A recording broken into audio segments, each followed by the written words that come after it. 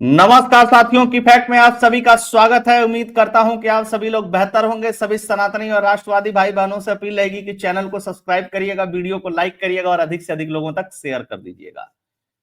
कहा जाता है कि जब आप मेहनत से कोई पद प्राप्त करते हैं तो उसकी एक प्रतिष्ठा होती है, और उससे भी जरूरी होता है कि जब आप किसी ऑर्गेनाइजेशन में रहें तो आप कितना सौम्यता से, कितना सभ्यता से और कितना विद्वता से किसी बात का जवाब देते हैं।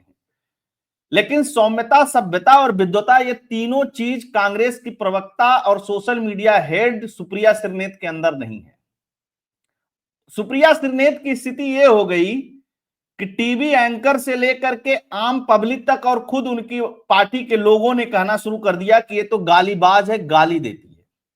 और एक दो मौके पे नहीं, कई सारे मौकों पर। और सिर्फ ना पॉलिटिकल पार्टी के नेताओं को, एंकरों को और भी बहुत सारे लोगों को अक्सर सुप्रिया श्रीनेत गाली देती हुई नजर आती है। इसलिए उनका नाम गाली वाली आंटी, कोई गालीबाज, अलग अलग नाम पड़ गए। खैर, अब खबर क्या है। सुप्रिया श्रीनेत राहुल गांधी की सबसे करीबी हैं, इसलिए उनको सोशल मीडिया जैसा पूरे देश के सोशल मीडिया हेड का पद मिला कांग्रेस में। प्रवक्ता है ही हैं वो, और राहुल गांधी को किसी भी हद तक जाकर के डिफेंड करने वाली प्रवक्ता है। किसी भी हद तक चली जाती हैं, मतलब उस हद में कोई भी कुछ भी अगर कहना पड़े सुप्रिया श्रीनेत को तो मुझे लगता है कि उनको कोई प्रॉब्लम नहीं होती है।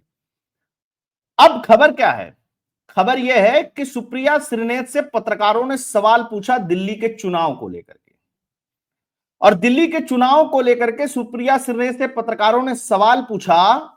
सुप्रिया श्रीनेत ने जो जवाब दिया उससे प्रियंका गांधी बुरी तरीके से भड़क गई, और जो प्रियंका गांधी का कांग्रेस पार्टी में खेमा है वो बुरी तरह भड़क गया।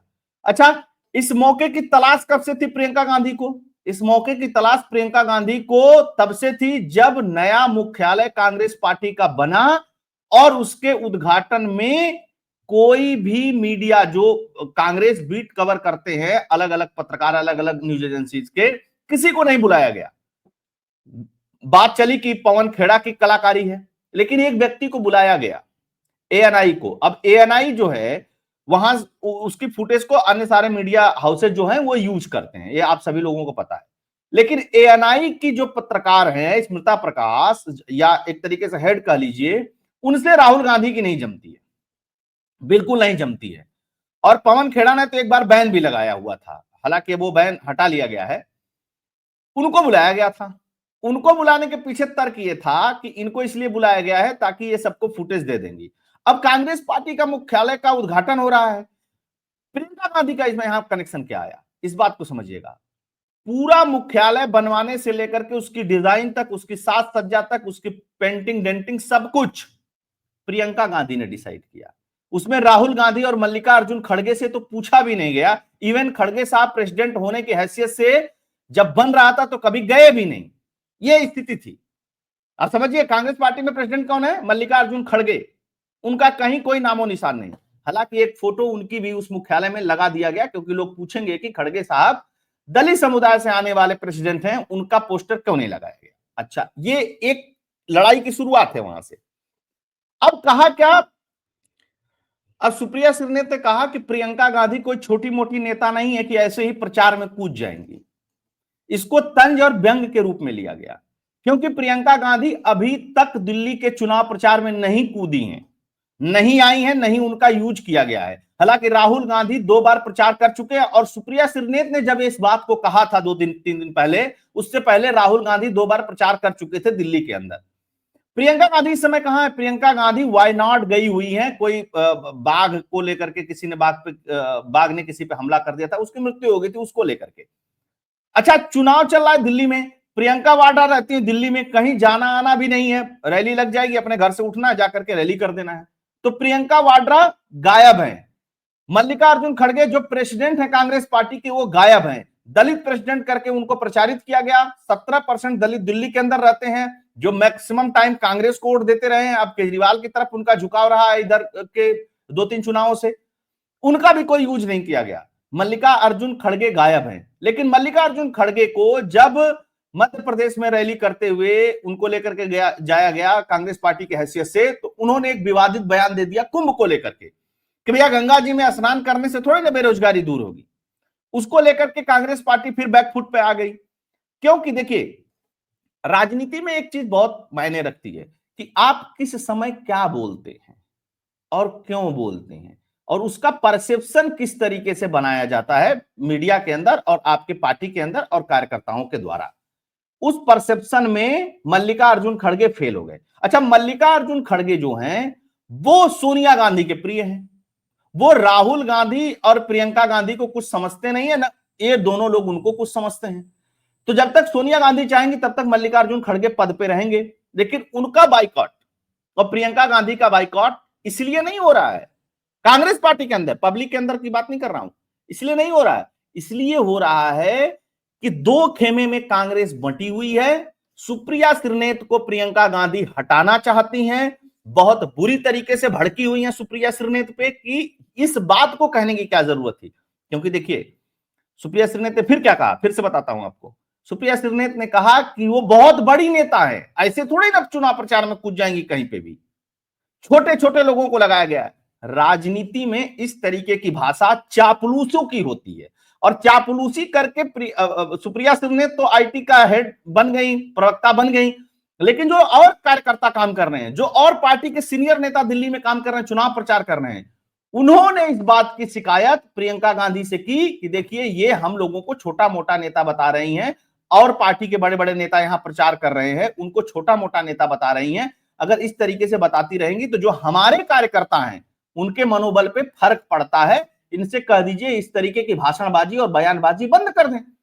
इस बात को जब राहुल गांधी तक पहुंचाया गया तो राहुल गांधी ने इस पे कोई भी रिएक्शन नहीं दिया। ये सब कांग्रेस पार्टी के अंदर से बातें आ रही हैं, रिएक्शन नहीं दिया, क्योंकि सुप्रिया श्रीनेत राहुल गांधी की एक तरीके से बहुत चहेती प्रवक्ता हैं, क्योंकि जिस भाषा में राहुल गांधी बात करते हैं, राहुल गांधी थोड़ा गाली नहीं देते हैं, उसी भाषा को गाली वाली भाषा में बदल करके सुप्रिया श्रीनेत परोसने का काम।